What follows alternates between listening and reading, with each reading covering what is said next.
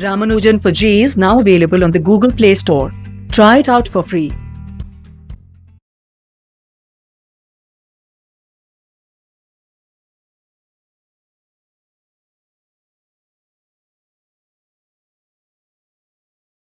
Hello students, welcome.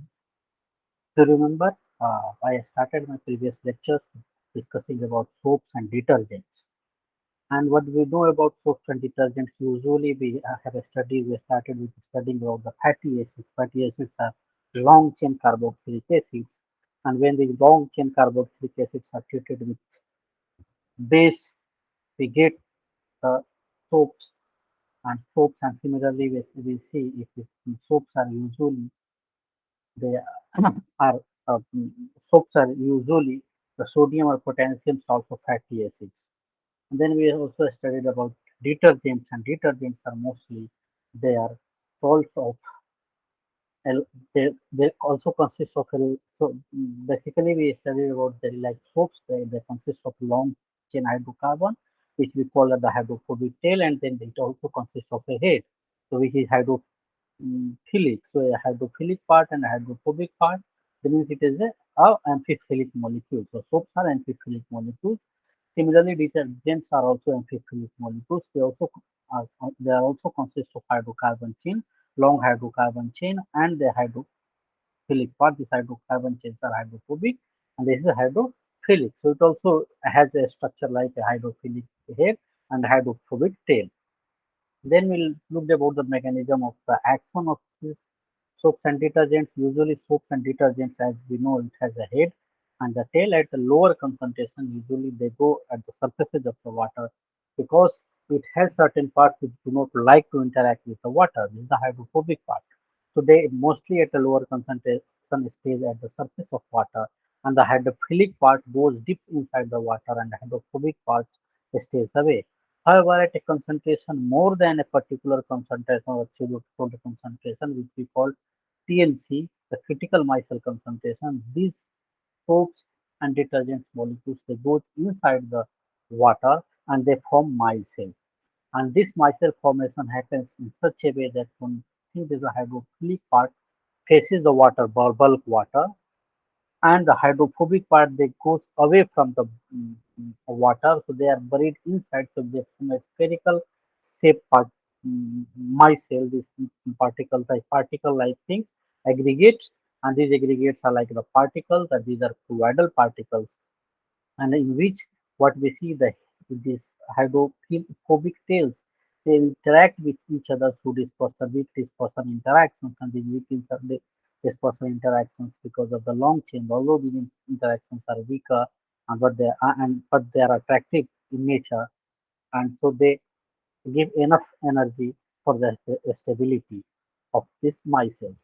And another part is this hydrophilic part. Hydrophilic part faces water.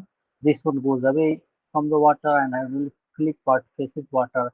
Another thing is when these four hydrophilic parts are at the surfaces, so there will be maximum distance between them because they are also negatively charged particles, so they will repel each other. So when they are at the surfaces, there will be maximum possible separation between them. So we also get a stability because of that. And all these hydrophilic parts, they'll be surrounded by water molecules because we know the hydration will happen, hydration of the ions will happen. And so this is how the ionic micelle forms. And then after that, we also saw the cleansing action of soaps or detergents. Usually what we see if a grease or any oil is at the surface, cloth, any cloth or anywhere else, what we happens usually when we add soaps and detergents at a concentration more than the critical micellar concentration, it will go into the bulk of water, and then it will go to the grease or oil at the surface of grease or oil, it will start aggregating, and it will start aggregating initially the hydrophobic part. It will go inside the grease or oil, which are also hydrophobic in nature. So it will go inside the grease or oil and start aggregating. And with that, we also know the hydrophobic part will be facing the water. And so with that, the mixing this soaps and detergents, we also agitate water. We shake the water, and with that agitation, what happens? Because this one, with the water, we will add agitation. So these portions will also shake with the water current, and with that water current, so this portion of this grease or oil will start coming out of the surface where it is already been there. And so with some more agitation and something like let's start breaking, and so finally a small micelle will be formed, and these micelles with the water current will go away, and so that this cleaning of this clothes or these things will be completed. Then we looked about the preparation of the colloids. So we saw preparation of lyophilic colloids, which is a very easy thing. Preparation of, and what it is easy because the substances like gelatin, gum, starch, egg, albumin, etc.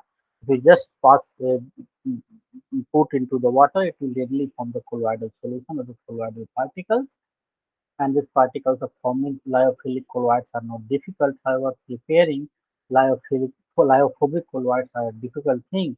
So we need a special methods for preparing lyophobic colloids, and the two methods that we saw, condensation method and the dispersion method. Condensation method means the smaller particles will get aggregated, get condensed to form the larger particles of the colloidal size. This method is called condensation method. There are many methods that we saw in last previous class. Then another method, the dispersion method. Dispersion method means the larger particles will be dispersed. It will be broken away and then dispersed into the dispersion medium to form the colloid. So this is the dispersion method that we looked at, and dispersion method some examples we also have seen. Let us now study about purification of colloidal solutions. So we have already seen how the colloid can be prepared, whether it is lyophilic or lyophobic colloid. And the lyophilic colloids, as we saw, they are also reversible colloids, or they are stable. So preparing them is not a difficult task, but preparing lyophobic salts are difficult, and we need a special method. Those things we have already seen. So to make, while making this lyophobic salts, and when we apply special methods, we also add some more chemicals and some other substances. So after the salt preparation, we also have many impurities we do not want to keep with the colloidal solution, because when we add excess of electrolytes will also cause disstability of the lyophobic colloids, and how it will cause we will see later on, how how the colloids become unstable with the addition of the excess of electrolytes. So perhaps in our next class we will see. So the colloidal solutions when prepared generally contain excessive amount of electrolytes and some other soluble impurities as well. While the presence of traces of electrolyte is essential for the stability of the colloidal solution, larger quantities coagulate it. And this coagulation and flocculation we will see later on. So it is there also that little amount of the electrolytes is essential, is important for the stability of the colloidal solution. However, in excess of this, even the excess of electrolyte is added to the colloidal solution, it actually destabilizes the colloidal solution, and the colloidal solution will get coagulated. So colloid will start forming precipitates, and so it will settle out. So that's why we need to remove the excess of the electrolyte that is already been there while preparing the colloidal solution.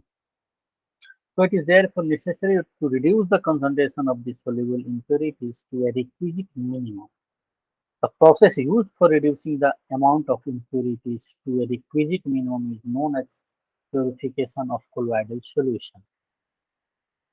The purification of colloidal, so what is the purification of colloidal solution? The reducing the amount of impurities to a certain requisite level only, so that this colloidal stability of colloidal solution will be optimum. So that to the optimum level, so that it doesn't affect the stability of the colloidal solution, but it actually stabilizes the colloidal solution. So the purification of colloidal solution is carried out by a few methods. The first method that we study about is the dialysis. So the dialysis and under alpha filtration are two methods. So with the dialysis, we will see later on the electrodialysis, which is what we usually use as a method. So let's first see the dialysis. The dialysis is the process of separating a dissolved substance from colloidal solution by means of diffusing through a suitable membrane, and so it means we use a suitable membrane so that all the dissolved substances which are in excess will be moved away using this membrane of the dialysis. using this membrane, and this is we call as the process we call as the dialysis.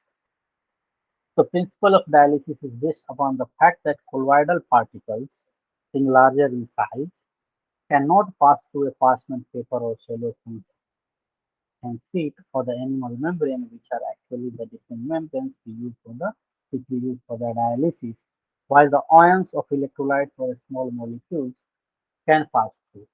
So the colloidal particles are larger in size; they cannot pass through the smaller pores that are there into the animal membrane or the cellophane sheet or the parchment paper.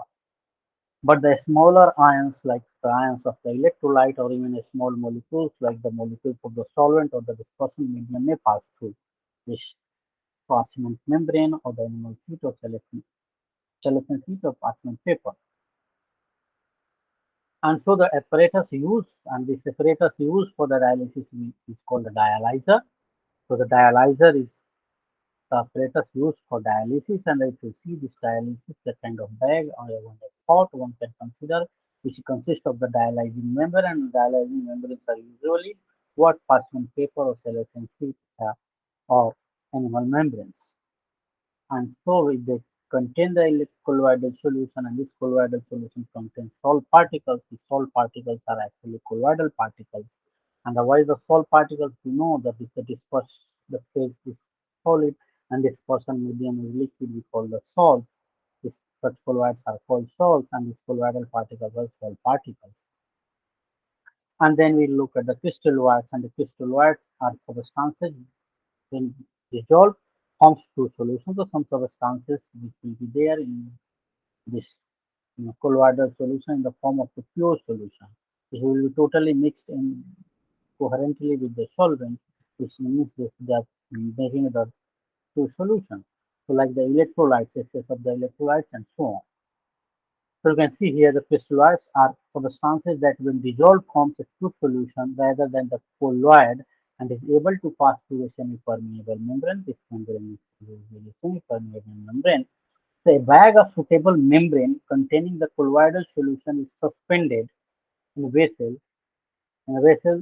to which fresh water is continuously flowing. So this bag or this pot is suspended into into a pot which contains pure solutions. So water is flowing from this end and it is going away from that end. So what happens with this the electrolyte solutions, the electrolyte concentration or ions of the electrolytes which are here, they will start diffusing through it. And after the diffusing, so they will start coming into the water. So the crystalloids will come into this. So these are crystalloids, and the crystalloids will start passing through, diffusing through the semi-permeable membrane, will come into the water and will get away through this. So the molecules and ions diffuse through membrane, and these molecules and ions means through the molecules, the smaller molecules and ions will diffuse through this, and they will not pass this colloidal particles will not pass through this membrane because colloidal particles are larger in size than the pore size of this membrane.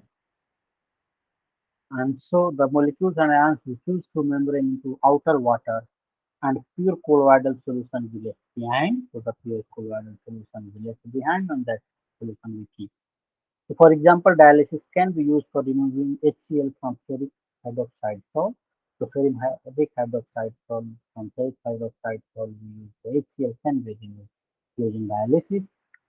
And then the dialysis, but what we know that this process of dialysis is usually very slow, but you can expedite it using the electric field. And so this process we call is the electrodialysis. So generally the process of dialysis is slow.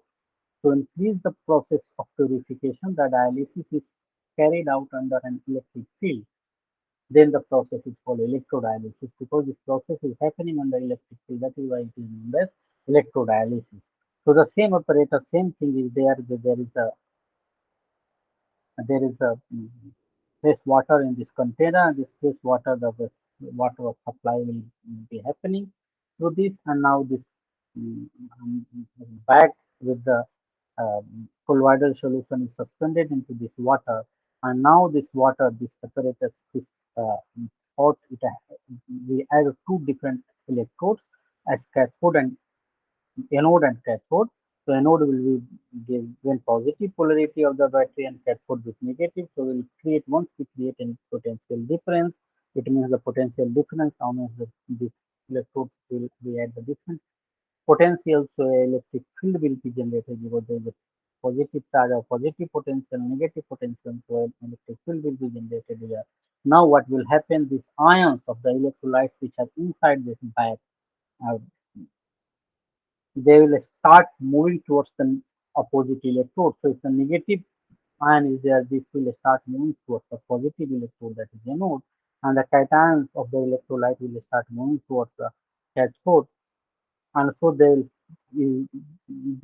because these cations will experience a force in the direction of the electric field, and ions will experience force in direction opposite to the electric field, and so then will also see a force will be added.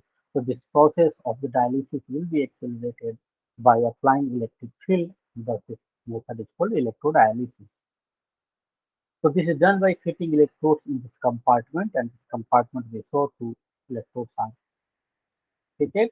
The colloidal solution is placed in a bag of suitable membrane while pure water is taken outside. The ions present in the colloidal solution migrate out to oppositely charged electrodes. The important application of electrodialysis process in the artificial kidney machine used for the purification of blood of patients whose kidney has failed to work. So one important application of this electrodialysis is in the artificial kidney. And in the artificial kidney machines, we do the purification of blood of patients using this process electrodialysis. Then another method that we use for the purification of the colloidal solution is called ultrafiltration. The filtration process, the ultrafiltration process will try to understand. So ultrafiltration is a kind of selective filtration of only few things so that the colloidal particles will not go away from this. So for the ultrafiltration, we use ultrafilter papers. And these ultrafilter papers have a very small pore size. Ordinary filter papers have larger pore size, so with that larger pore size, if you use just the ordinary filter paper, even the particles of the colloid or the dispersed stage will also move through that the pore size because the pore size of the ordinary filter paper is quite large. So we use ultra filter paper, and to make how we make ultra filter paper we use collodion solution. So we start with the ordinary filter paper and we use collodion solution. And the collodion solution is what? It's a solution of nitrocellulose in ether and alcohol. So the process of separating colloidal particles from solvent and solutes present in colloidal solution by a specially prepared filters. More than ultra filters is called ultrafiltration. So ultrafiltration is what?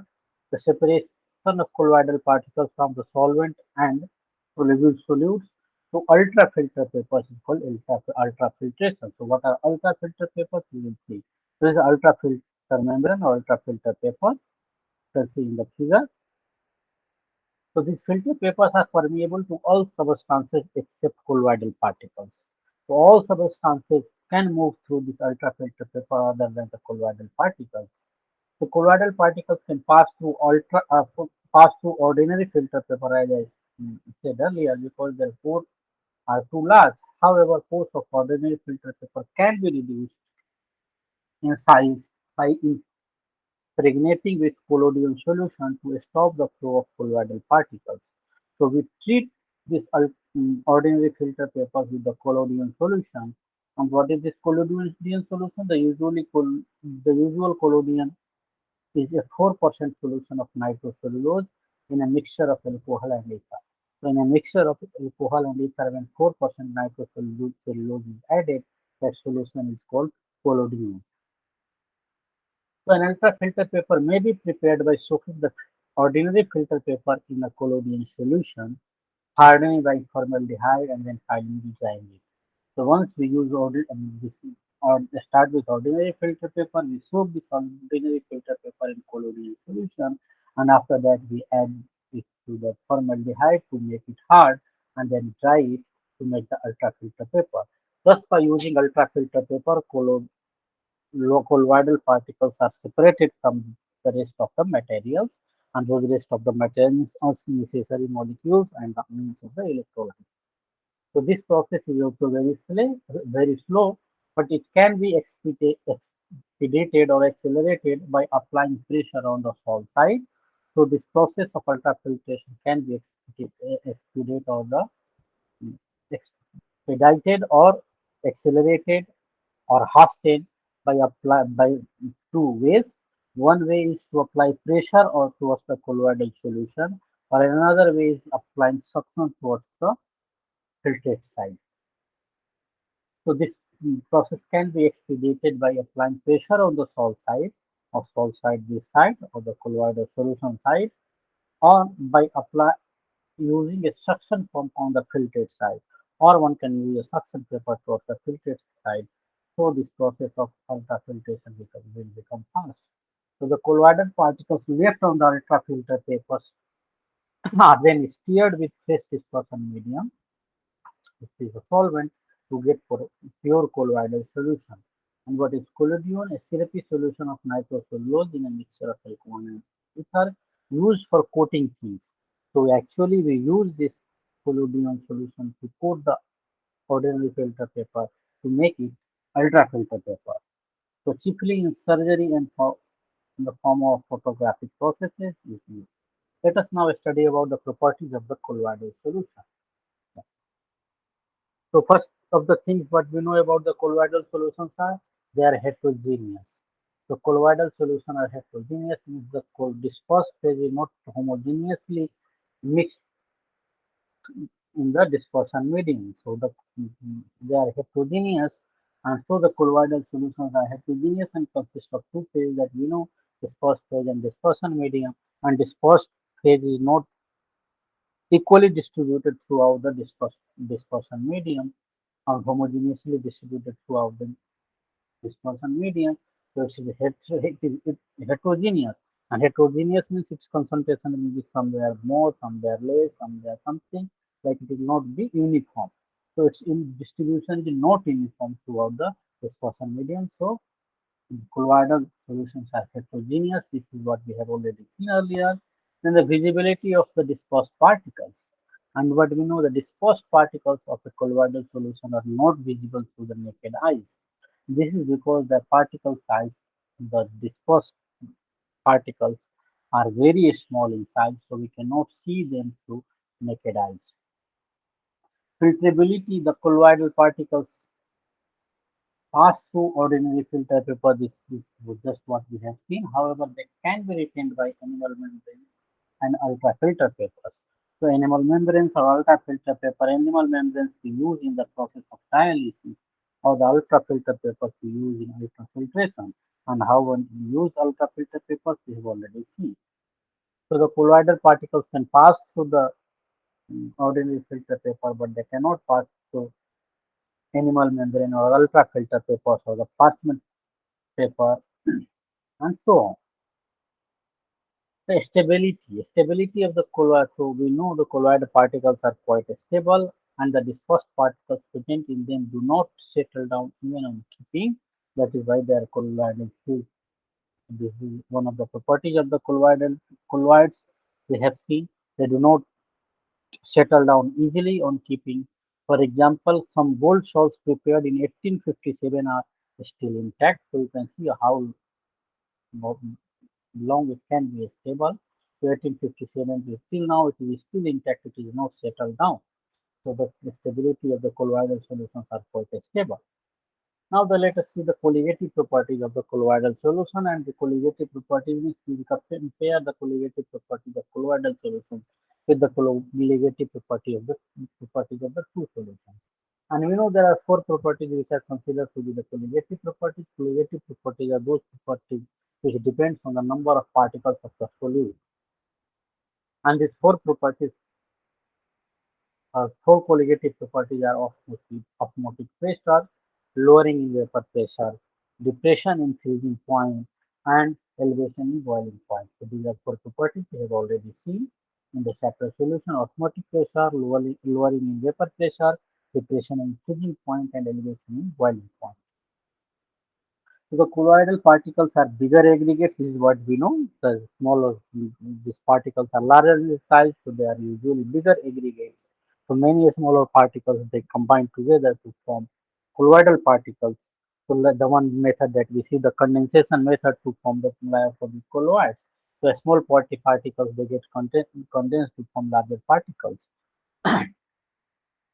and so many small particles in the free solution which would have been in the free form, now they aggregate together to form colloidal particles. So we see the number of particles in the colloidal solution are very less as compared to the number of particles of the solute that we see in the case of pure solution.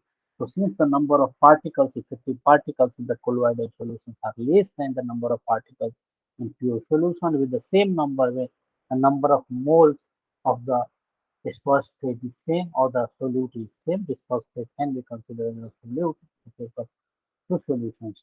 So with the same number of moles or same amount of the phosphate or the solute, we see the number of particles that are there in the colloidal solution very less, and that is why the colligative properties of the colloidal solutions are very less in comparison to the two solutions of same concentration. And then the Tyndall effect. The next property of the colloidal solution is the Tyndall effect. So Tyndall effect is the when we look at the homogeneous solution, the solution that we call about. So you place the solution in dark. First you have to place the solution in dark, and then you just light a torch on the solution, and you will see that this solution looks transparent in the direction of the light. So it was just clear. However, when you see the solution to at the right angle to the direction of the light, it becomes perfectly, it looks or appears perfectly black. However, the colloidal solutions viewed similarly means when it is seen in the direction of the light, it doesn't appear clear, but it appears translucent. And translucent means it is not opaque, it is not transparent, but it is translucent. It is not very clear, completely clear, but translucent, which means some of the light is transmitted through it, and by the transmitted light it looks translucent. And when these solution colloidal solutions are seen in the direction at the right angle to the direction of the light, we see many strong oppositions at the many places. And these oppositions means showing many minor points of shifting color against the pale or dark background. And it means that when the light passes through a solid, its path becomes visible, and this phenomena is called a Tyndall effect. So when this light distorts the light through this pure solution, you see the solution doesn't appear, path doesn't appear. It's a very small thing. It is just in a kind of it shows that this light is going in this way, but it doesn't appear. We do not, we are not able to see the path of the light into a solution. But if the solution becomes completely clear, but when it is solution, we see the path through this colloidal solution, the path of the light becomes visible. And this visibility of the path of the light is called the Tyndall effect. And the illuminated path of the beam is called the Tyndall cone. And the path of the beam, which is conical in shape, is called Tyndall cone. And this is the illuminated path of the beam. And this is the one method apparatus which we call the, and this apparatus is used, and this effect was first, this Tyndall effect was first observed by Faraday and later studied in detail by Tyndall and is termed as Tyndall effect. The bright cone of the light is called Tyndall cone, and this term is called, and this bright cone of this light is called Tyndall cone. The Tyndall effect is due to the fact that colloidal particles scatter light in all directions in space. So why we are able to see the path of the uh, light in the colloidal solution, because these colloidal particles they absorb the light that falls on it, and after absorbing this light they emit this light in any direction, and they emit this light in all the directions. This process is called the scattering. Absorption and then emission of the light on trans is called the scattering of the light. And once this light is scattered in different direction, and so not only the light doesn't all the light doesn't pass through it, but some of the light will go in some other directions, and that is why it looks translucent, and thus its path is also visible because these lights are in the direction different direction it is scattered. And this you can see this apparatus which is also called ultra microscope, and this ultra microscope is light source is used, and light source when we use a lens, and this light source is focuses all the lights at certain point, and that this point is the focus of this is the focus of this convex lens, and when this is seen through this this microscope, this scattered light, this all the particles they appears like the brightest stars on the dark background, and this but though these particles they appears like brightest stars, but this we cannot get the estimation of the size of these particles, but they just twinkles like a star, and so it only can tell that there is a colloidal particle there. So, and this colloidal solution, we know this is all these lights are a scattered light, and the scattered light is going in all the directions. And so, whenever this light is there, so we can see its path. And similar things apply of the colloidal particles and the path we have seen also in the searchlight beam. The path of the searchlight beams are made visible when light is scattered by colloidal size particles in the air, and those are mostly aerosols, the fog, smoke, etc. These particles are there, and these particles scatter the light, and that is why we are able to see the path of this, because once these particles, all the particles, why we are able to see the path of these particles, because these particles they first take the light which falls on it, they absorb it, and after absorbing it, now they emit the light, and when they emit the light, they behave like a light source, and when they behave like a light source, and wherever they are, they can see the light is coming out of them, so you can see that path from wherever the light is going out, and so its path is visible. I hope you this point is clear to you. The Tyndall effect is due to the fact that colloidal particles scatter light in all directions in space, and this scattering of light illuminates means the lights the path of the beam in the colloidal dispersion. So all the particles, suppose a particle is there here in the air, it will absorb the light that falls on it, and after absorbing it, if it absorbs and does not emit, light will not appear, it will not go anywhere. The light particle that falls on light beam, the light photon, light particle, you can see the photon that falls on this particle, it will not go out. So if it absorbs all the light that falls on it, it will become like dark there. But it emits in all the directions, in this direction, all other directions. So it now behaves as a light source after absorbing the light. And so once it emits, so anything which emits light, you will be able to see.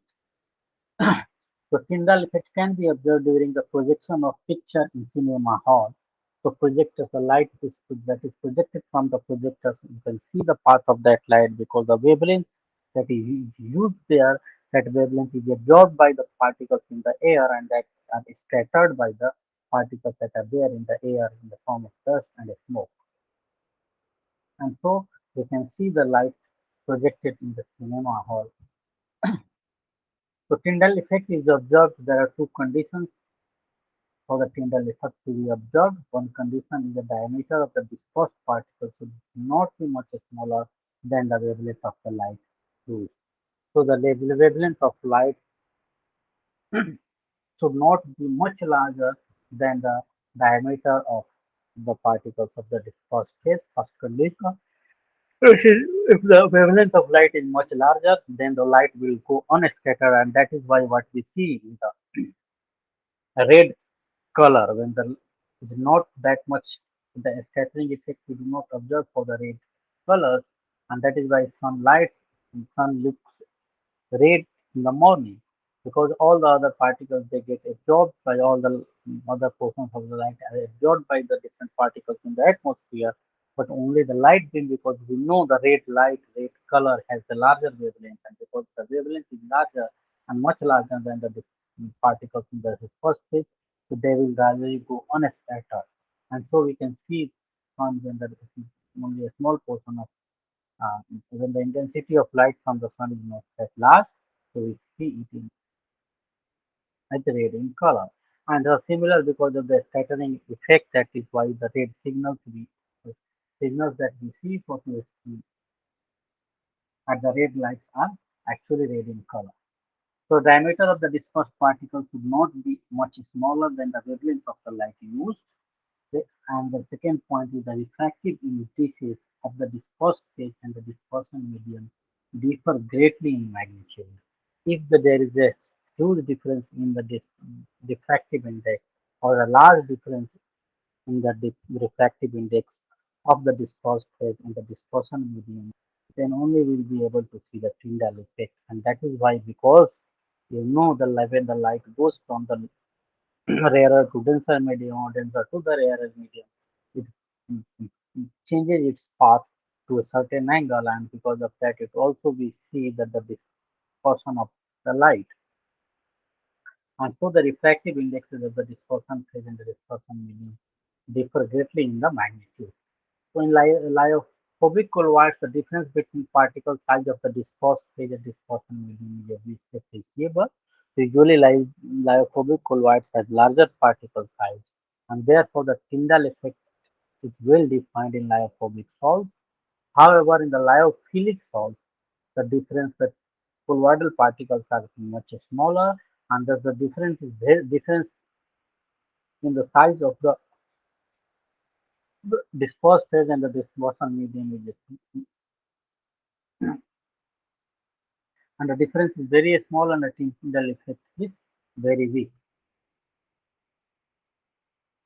And this is mostly the size of the size of the dispersed phase is very small, and the size is small, it will go into the range of the visible light, and so it may not be, we see the very weak effect for the Tyndall effect for the lyophilic salt. So Tyndall effect is you. I hope these points are clear to you. So Tyndall effect. So just we would try to remember 2 points. The diameter of the dispersed particle should not be much larger, much smaller than the wavelength of the light. If this is much smaller, then sample we have already seen about the red light is not scattered much into the atmosphere. Another thing is the refractive index of the dispersed phase and the dispersion medium. If there is a larger difference in the dispersed phase and the dispersion medium, scattering will be more effective. And why scattering will be more effective? Because once light goes into the dispersed phase from rarer to denser medium, so it will be bent towards the normal. And after that, it goes out in the to the dispersion medium, which is the rarer medium, and so it will again, if the diffractive index is more, it will be more bent away from the normal, and so this light will go in the different direction than the usual direction it has to go. When what we see in the transmitted light, if the light is transmitted directly in the same direction, so if there is no deflection we see, so it is not a kind of a scattering. It means the light has gone into the same direction, it is not scattered. The scattering means a kind of effect which is refraction happens there, and that is why if the difference in the refractive index is more, then the refraction will be more, and the refraction will be more effective, and thus the dispersion of the light will also see happens with that. So Tyndall effect is used to distinguish between a colloidal and true solution. So one can distinguish a colloidal solution and true solution based on the Tyndall effect, and this the Zygmundi in 1903 used the Tyndall effect to set up an apparatus known as ultramicroscope, and this ultramicroscope that I have just explained here. So I took this is ultramicroscope. This apparatus or this device is called ultramicroscope, and with this ultramicroscope we are able to identify whether the solution is a colloidal solution or the true solution. If you see the star like at the focus, you just move this microscope a little bit and adjust it accordingly. And if you see any star-like particles that appears from the solution, it is colloidal solution. If it doesn't show this star-like solution and particles appear as that, means it is a true solution. So an intense beam of light is focused on the colloidal solution contained in the glass vessel. This is what we see. Have seen the glass vessel, the colloidal solution is kept, and intense beam of light is focused here in this colloidal solution. The focus of the light is then observed with a microscope at a right angle to the beam. And the focus of the light is where all the light after the convergence meets. That will be where the focus at the focus of this lens it will be converged, it will meet here, and this focus of this light will be observed. And why it is focused at one point? Because more and more intensity of the light at that point will be more, and so the scattering will be more effective at that point, because the number of beams, number of photons that is falling at getting converged at this point will be more, and so more and more photon particles will be there. It will reach to the colloidal particles. So the focus of the light is then observed with a microscope at the right angle to the beam. And why it is that the individual colloidal particles appear as a bright stars against a dark background. That is what I said, already said. So against a dark background, the colloidal particles appear as bright stars. Note here that the ultramicroscope does not render the actual colloidal particle. It doesn't actually see the real size of the colloidal particles. So it doesn't render the actual colloidal particle visible. So not the colloidal particle which is visible. You cannot see the colloidal particles when sonar, but only observe the light scattered by them. But we only observe the light that is scattered by them. It means that there is a colloidal particle at that point. And so the colloidal particles, and that is why it appears as a bright star. And so thus the ultramicroscope used to distinguish between a true solution and a colloidal solution does not provide any information about the size and shape of the colloidal particle. So this ultramicroscope doesn't provide any information about size and shape of the colloidal particle, but it only tells that there is a colloidal particle at that point, and thus the solution is the colloidal solution. Let us now see another property of the colloidal solution, which is color. And we know how one can the different substances look different in color. What is the theory behind this? And those theory you might have already read in your physics class. The color of colloidal solution. We'll see about the color, how the we see the color of colloidal solution and why different colloidal solution appears different in color in different conditions. So the color of colloidal solution depends on the wavelength of light scattered by the dispersed particle. So what color the scattered light has, means depending on the wavelength of the scattered light, we'll see at what the spectrum, electromagnetic spectrum, which range it follows. If the scattered light, the wavelength of that scattered light in the range of the red color, so we'll see the colloidal particle appear red in color. If that scattered light, the light like wavelength is ranging the violet color, it will appear violet, and so on. So if that colloidal particle, the scattered particles, the scattered light from the colloidal particles, if it is in the range of the visible light, then only we will see the color of the colloidal particles. If that scattered light is beyond that, we will not be able to see the color of that. So the color of colloidal solution depends on the wavelength of light scattered by dispersed particles, and the wavelength of a scattered light depends on the size and nature of the colloidal particle. But what we know, the wavelength of the scattered light is also depends on the size and nature of the colloidal particle. And why? Because the absorption of light happens. How it happens? Because the electrons of that particle, or in suppose a particle, a molecule is there, it will absorb the light, and once it absorbs the light, it means the what wavelength it had absorbed, so what kind of electronic transition it has gone through. And once after the transition, when it goes back, comes back from excited state to the ground state, the light will be emitted, and that emitted light one can see with what color it appears. If that emitted light is in the range of the visible light, then we may see certain color to that substance. If it is not in the visible, then we will not be able to see the color, and so that substance may appear colorless. And this Means the wavelength of the depends on the size and the nature of the colloidal particle, and depending on the nature that we know nature, it means what kind of transition may happen in the colloidal particles, and also not only that, what kind of like what is the refractive index, and with the refractive index we may also see the dispersion of the light, the white light. And so, for instance, if you look at the finest gold salt is red in color.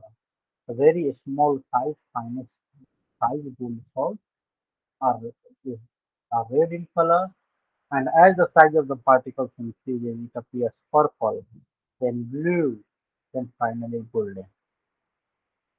Becomes yellow. So red to purple, then blue, and then golden. It becomes red.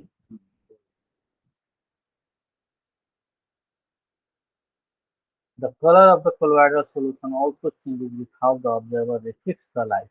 So one thing is depends on the colloidal size of the colloidal particles, and we have just seen the example of the gold shell.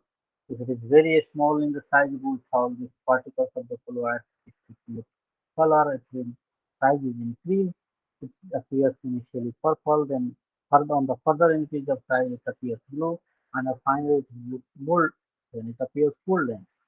Similarly, the color of the colloidal solution also changes with how the observer receives the light, and the color of the solution also changes how the observer receives the light, whether it receives the reflected light, transmitted light, or in which direction we see this light. Depending on that, also the color of the colloidal solution changes. For example, a mixture of milk and water appears blue when viewed by the reflected light. When we view it by a reflected light, it appears blue. But when it is viewed by transmitted light, means in the direction of the light, then it appears red. So mixture of milk and water, it appears red when it is viewed through transmitted light. Means that when it is seen in the direction of the light with flash light, and when you see in the direction opposite to it, it appears blue. Means that reflected light, means from the in the direction when we I say flash light, and certain particles from the light will be reflected, and that reflected light in that direction, so it will appear blue. But when you see it through the transmitted light, it will appear red.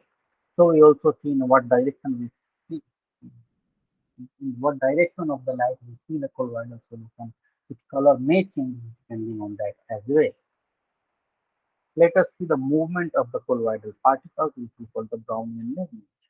So, colloidal particles, they are in the continuous motion, which we call the Brownian movement. So when colloidal solutions are viewed under a powerful ultramicroscope, the colloidal particles appears in continuous zigzag motion all over the field of the view, and we know all the particles of the solution as well, they are in the Brownian motion. I mean, the zigzag, random zigzag motion. Similarly, the gas particles or gas molecules, they are also under the Brownian motion, move a random zigzag motion. So all the particles that we know, these are under random zigzag. Like then, the colloidal particles are also under a random continuous zigzag motion all over the field of the view when they are seen through a powerful microscope. And this motion was first observed by this botanist Robert Brown, and that is why it's known as Brownian motion.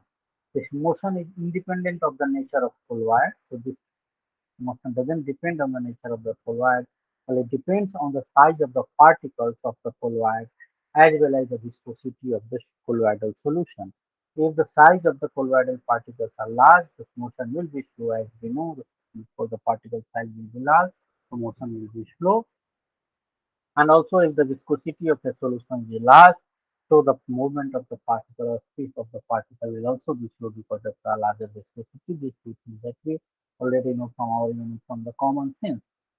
So the smaller the size and lesser the viscosity, faster is the motion. So that the size of the colloidal particle is smaller, it will be faster, or the viscosity is lesser, viscosity of the colloidal solution. Then also the colloidal particles will be faster. So it depends. All the particles of the colloidal particles of the colloidal solution move independent of their size. However, Its speed may depend on the size of the colloidal particle. The Brownian movement is due to the collision, and the reason behind this Brownian movement is due to the collision between the colloidal particles and the particles of the dispersion medium. As we know, the dispersion particles of the dispersion medium are very small in size, but they continuously collide in all directions with the colloidal particles.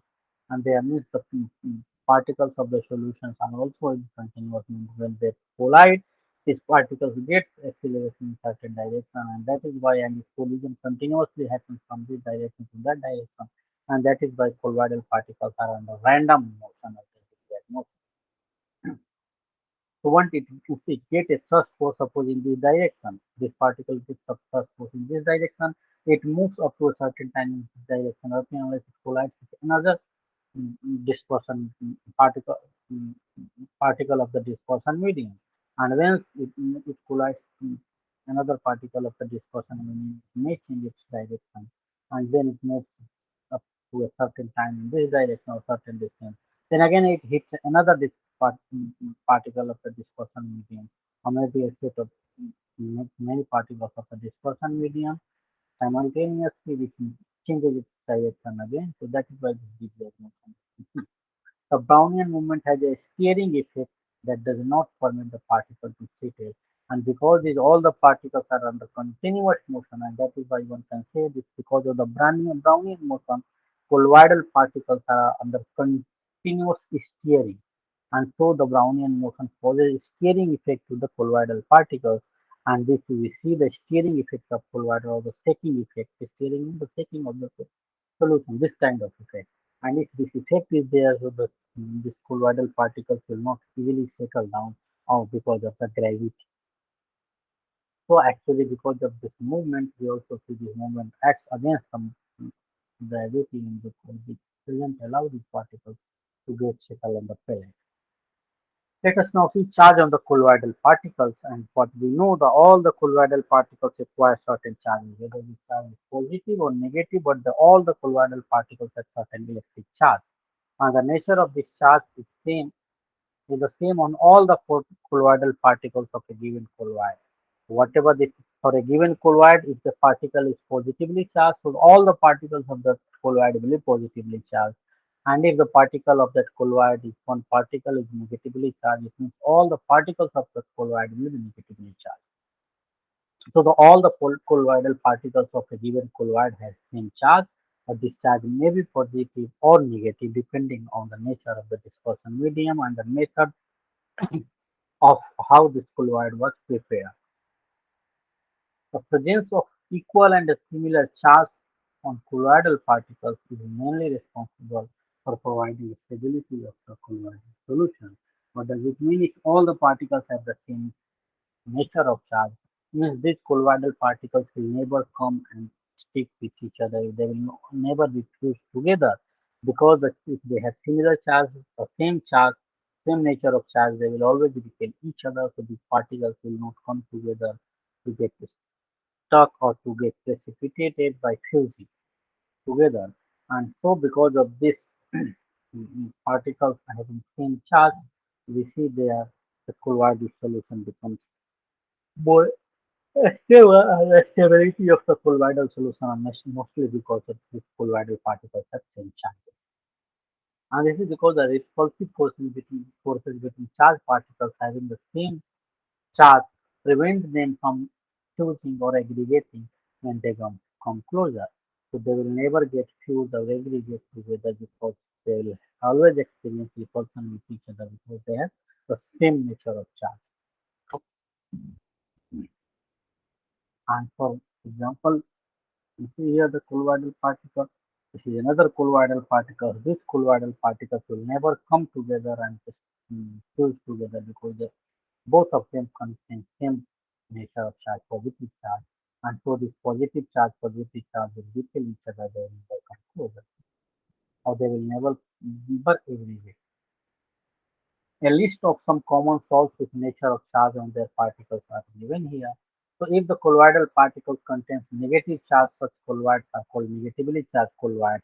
And if the colloidal particles carry positive charge, such colloidal particles or colloids are called positively charged colloids. It means the colloidal particles carrying positive charge, so the colloid is called positively charged colloid. If the colloidal particles contain negative charge, so the colloid is called negatively charged colloid. So example of negatively charged colloid we see first. All the metal sulfides usually they are negatively charged. So they form negatively charged colloid. For example, you see arsenic sulfide, antimony sulfide, cadmium sulfide, all the metal sulfides, they form negatively charged chlorides. So metal sulfides negatively charged chlorides. Pure metals, when they are dispersed to form the metal rods and metal rods are dispersed to form colloids, they also form negatively charged colloidal particles because in the electrodispersion they absorb electrons and because they capture electrons of the absorb electron that is why they become negatively charged. So the metal dispersion colloids they are also negatively charged. Acidic dyes, colloids of acidic dyes, for example, eosine or Congo red salts, they also are negatively charged colloids. Salts of starch, gums, gelatins, clay, charcoals, etc. are also negatively charged colloids.